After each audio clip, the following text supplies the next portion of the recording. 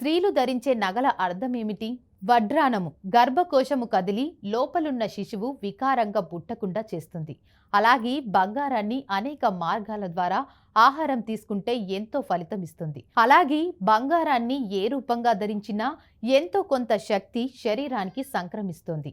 ముక్కర దీన్ని ధరించడం వల్ల మాట్లాడేటప్పుడు పై పెదవికి తగిలి వీలైనంత తక్కువ మాట్లాడమని చెబుతుంది. ముక్కర ధరించడం వల్ల ముక్కు కొనపై ఏదో విధంగా దృష్టి ఉంటుంది. అలా దృష్టి ఉండటం ధ్యానంలో ఒక భాగం. అలాగే భార్యాభర్తలు కలుసుకున్న సమయాల్లో స్త్రీ వదిలిన గాలి పురుషునికి అనారోగ్యం. అలాంటి చెడు శ్వాస కలిగిన గాలిని బంగారు ముక్కర పవిత్రం చేస్తుంది.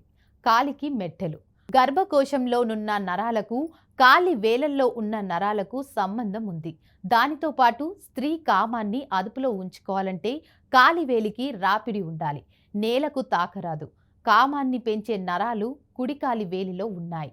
చంద్రవంక శిరోమధ్య ప్రదేశంలో ధరిస్తారు. ఆ ప్రాంతం నుంచి మన జీవనాధారమైన ప్రాణవాయువు బ్రహ్మరంధ్రం నుంచి హృదయంలోకి ప్రవేశిస్తాడు. అందుకే ఆ భాగాన్ని కప్పి ఉంచుతారు.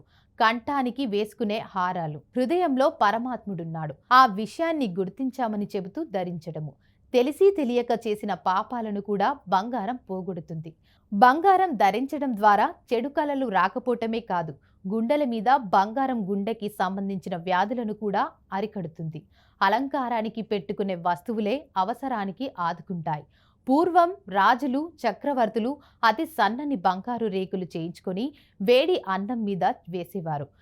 వెంటనే బంగారు రేకు కరిగి అన్నంలో కలిసిపోయేది. అలా వారు బంగారాన్ని ఆహారంగా తీసుకునేవారు.